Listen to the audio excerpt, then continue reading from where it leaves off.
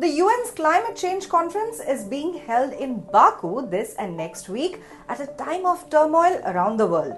There's the election of a US president who's known to be a climate change denier. There are deadly floods in Spain that experts say are a direct result of climate change, and Germany, usually one of the loudest voices in the fight against climate change, is reeling from a government collapse.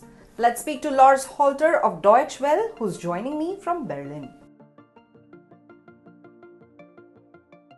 Yeah, thanks for having me. Well, you said it. It's a really tricky environment there at the conference. Those deadly floods in Spain, the second time now, by the way, that hundreds are being killed by what is clearly a result of climate change.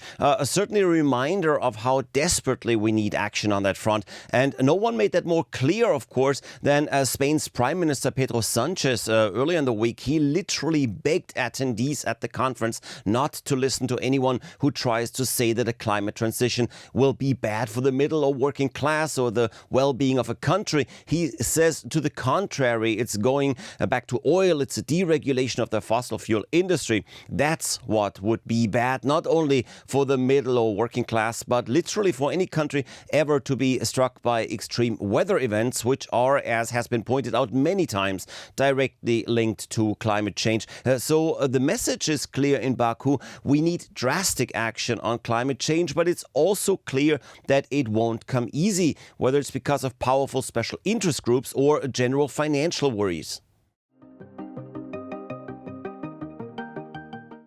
Yes, indeed there are, and the German delegation is pushing hard for those, while Chancellor Olaf Scholz is actually not present in Baku. After all, his government just fell apart, like you pointed out too, and there's a lot to do for him at home. Germany has actually sent 4 ministers to the conference. They're making the case that certain wealthy countries like China, Saudi Arabia, and other Gulf nations are asked to pay up too, something that is not happening yet. Those countries that I mentioned are still seen by the UN as developing nations and actually receive funds to help them finance climate measures in their countries, which sounds bizarre considering that they are among the economically most powerful countries in the world as it is.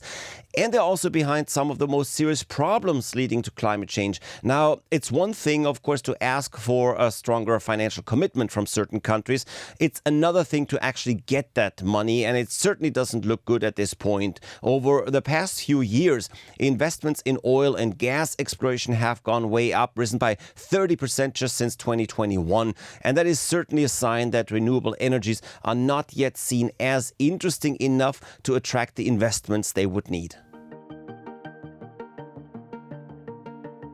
Well, sadly, there is not too much optimism, and much of that has to do with those most recent developments in the U.S. With the election of Donald Trump to another term in the White House, there will most certainly be a tidal change in the U.S. Again, less money will flow into green energy, certainly not more. During his campaign, Trump has repeatedly said that he wants to drill, which is kind of ironic because he said it so often that it seems he might be totally unaware of the fact that the U.S. is already by a large margin the strongest country when it comes to oil and gas exploration. Also during his campaign, Trump met with executives from the oil sector and promised them to basically deregulate the energy sector entirely if they just gave him $1 billion in campaign funds. Now, as preposterous as that sounds and as corrupt as it is, it would certainly not be beyond Trump to follow through on such plans. So, a long story short, the need for action on climate change is higher than ever before, and the willingness or ability of countries even to actually step up is going down rather than up.